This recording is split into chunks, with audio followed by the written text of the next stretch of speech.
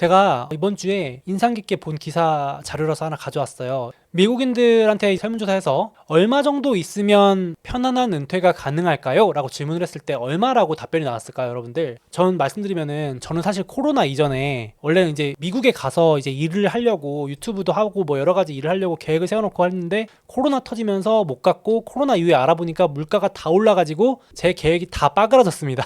다 어그라졌어요. 그러니까 너무 화폐 가치가 떨어지고 이게 올라가지고 필요 자금이 너무 커졌어요. 미국에 지금 뭐 렌트비부터 장난 아니거든요. 이게 오른 게 코로나 이전과 이후가 완전히 다른 세상이 돼버렸는데 여기 지금 그런 내용인데 미국인들이 은퇴하려면 얼마가 필요하다고 했을까 볼까요?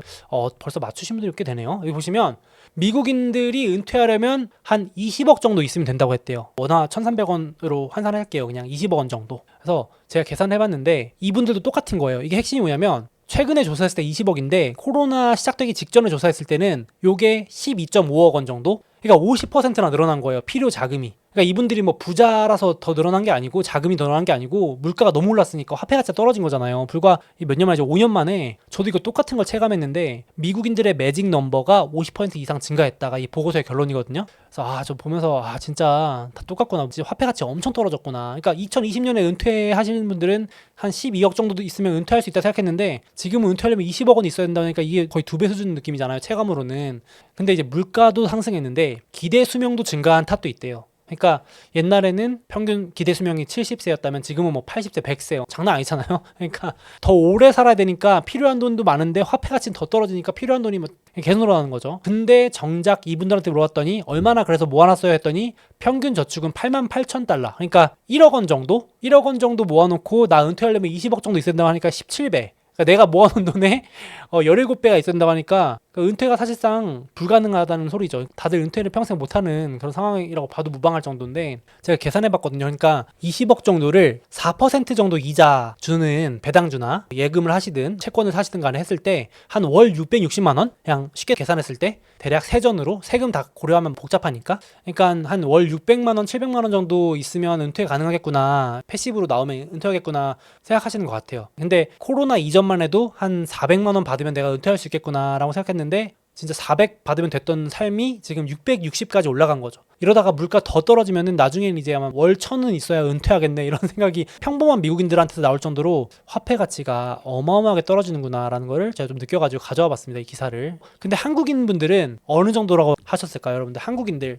그러니까 한국 분들은 한국에서 은퇴하려면 얼마나 필요하다고 생각하셨을까요? 여기 보시면 작년 말인데 한 11억 정도? 이게 어떻게 환산한 거냐면은 적정 희망 은퇴 자금이 한 월 369만 원 정도 된대요. 한국인 분들 평균이. 어떠신가요? 여러분들 369만 원 정도 패시브로 받으시면은 은퇴하실 건가요? 그냥 아무것도 안 해도 300만 원 정도에서 400만 원 사이 나온다고 하면은 나쁘지 않을 것 같은데 이것도 기가 막히게 제가 역산을 해보니까 50% 늘었습니다. 야, 너무 신기하더라고. 이게 딱 코로나 이전 5년 전에 조사했을 때는 한 260만 원 정도 있으면 은퇴할 거라고 대답을 하신 거예요. 그러니까 한 8억 정도? 그러니까 딱 50% 늘었습니다. 그러니까 미국이나 한국이나 우리가 느끼는 필요 은퇴 자금이 50% 늘어났으니까 물가가 50% 떨어진 거라고 봐도 무방하잖아요. 진짜 그렇게 되더라고요. 그래서 2018년에는 한국에 계신 분들이 한 8억 있으면 내가 4% 배당 받으면서 했을 때 한 월 266만 원 받으면 되는데 지금은 은퇴하려면 11억 원 있어야 돼 해가지고 월 366만 원 무려 100만 원 더 필요하게 된 겁니다. 그러니까 200 받으면 됐었는데 300 받아야지 이제 살만하다라는 게 장난 아니죠. 이게 5년 만에 더 늘어났습니다. 그래서 똑같은 숫자 늘어났다는 게 너무 신기해가지고 저도 계산해보니까 진짜 제가 코로나 이전에 세웠던 계획보다 훨씬 더 많은 패시브 자금이 나와야 되겠다 싶더라고요. 그러니까 배당으로 받으려는 목표치도 더 높여야 되고 옛날에 생각했던 건 택도 없다 이 생각 들더라고요. 그래서 참 어떻게 보면 약간 막막하기도 하고 그런 생각 드시죠. 이런 계산해보면은 이 보고서에서도 뭐 희망하려는 은퇴 나이는 65세인데 실제 은퇴하는 나이는 50세다 이러면서 되게 슬픈 노후 보고서를 적어놔서 되게 그랬는데 그게 쉽지 않죠. 자기 뜻대로 되는 게 없으니까. 근데 이제 실제로 희망은 월 369만 원이 적정하다고 해놓고 실제로는 조달가는 금액은 212만 원에 불과했대요. 한국인들 같은 경우는. 그러니까 뭐 점점 택도 없어지는 거죠. 거기다가 노후를 준비하는 시작 평균이 45세래요.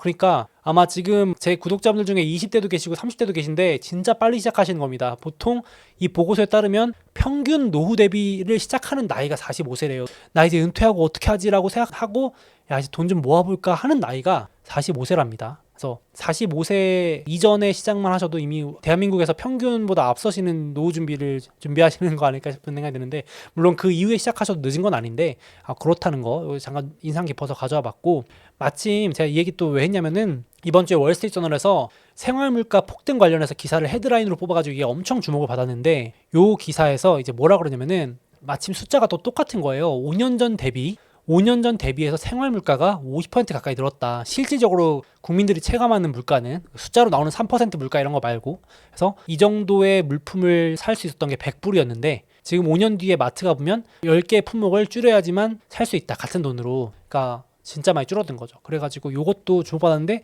물가가 실질적으로 우리가 느끼는 장바구니 물가, 체감 물가는 50% 가까이 늘었구나. 그러면 화폐 가치가 50% 줄었으니까 심각하다는 생각이 좀 들었고, 지금 우리 돈이 풀렸다. 강조드리지만 이거 다시 한번 좀 공유드려 가져왔고, 한국도 뭐 마찬가지죠. 지금 마침 한국은행에서 자료가 하나 나와서 보니까 이번 주에 가계 여윳돈이 4년 최저 수준에다가 감소한 폭은 집계 이래 최대 수준이라고 합니다. 그러니까 돈이 없는 거죠. 그러니까 내수가 완전 얼어붙었다라고 할 정도로, 지금 뭐 미국도 저렇다고 하지만 소비는 돈은 그대로 써야 되는데 물가가 오르니까 소득이 그만큼 늘지 않아서 여유자금이 줄었다고 볼 수 있다라는 게 한국은행 측의 설명이었습니다.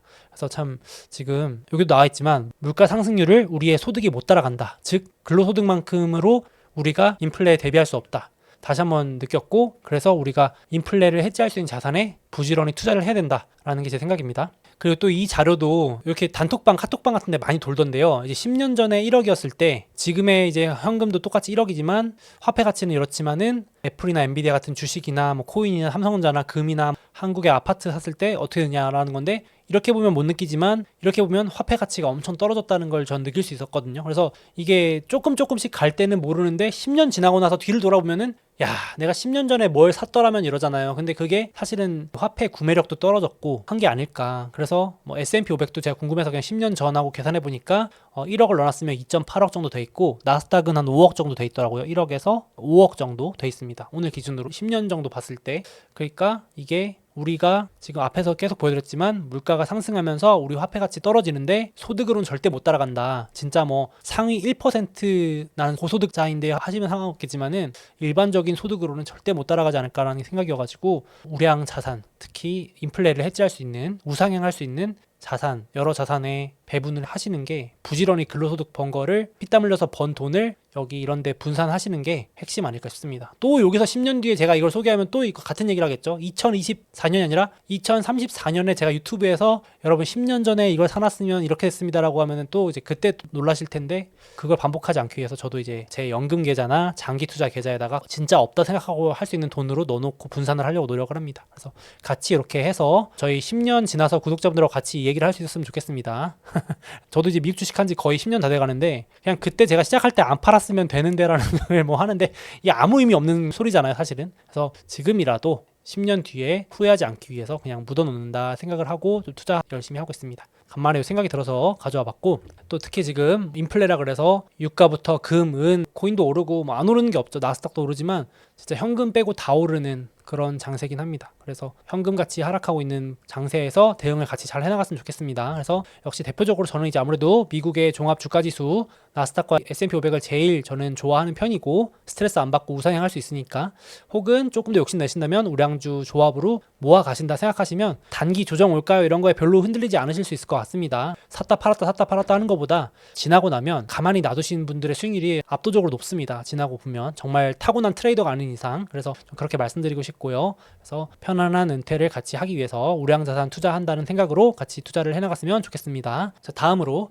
우리가 주식 투자를 하다 보면 마치 변덕쟁이처럼 증시 분위기가 수시로 바뀌어서 헷갈린다 라고 느낄 때가 있는데요. 예를 들어서 어떤 날에는 금리 인하 기대감이 낮아진다고 증시가 빠지고, 또 어떤 날에는 금리 인하 기대감이 살아나서 오르고, 또 어떤 날은 침체가 온다고 그 걱정 때문에 하락하고, 또 어떤 날은 침체가 안 올 것 같아서 증시가 오른다고 합니다. 정말 이런 뉴스만 보면 헷갈리실 법한데요. 이런 수많은 긍정, 부정 뉴스에 흔들리지 않기 위해서는 나만의 명확한 판단 기준이 있어야 된다고 생각을 합니다. 있습니다. 그래서 제가 이번에 새롭게 출시한 소수몽키의 미국 주식 마스터 클래스 강의에서는 이런 투자 판단을 스스로 내릴 수 있는 구체적인 방법을 담았습니다. 예를 들어서 지금은 주식 투자하기 좋은 시점일까? 주식 비중을 늘려야 될까? 줄일 때일까? 혹은 이 주식 얼마에 사는 게 좋을까? 지금 가격에 사도 되는 걸까? 혹은 지금 시장 분위기에 편승해서 올라타야 될까? 아니면 슬슬 조심해야 될 때일까? 와 같은 투자하실 때 꼭 필요한 질문에 스스로 답하실 수 있게 되실 겁니다. 특히 이번 강의를 다 수강하고 나시면 일회성으로 끝나는 게 아니라 미국 주식 투자하시면서 평생 활용하실 수 있는 실전 노하우들을 얻어가실 수 있다고 생각합니다. 올해 저와 함께 제대로 투자 공부해보고 싶고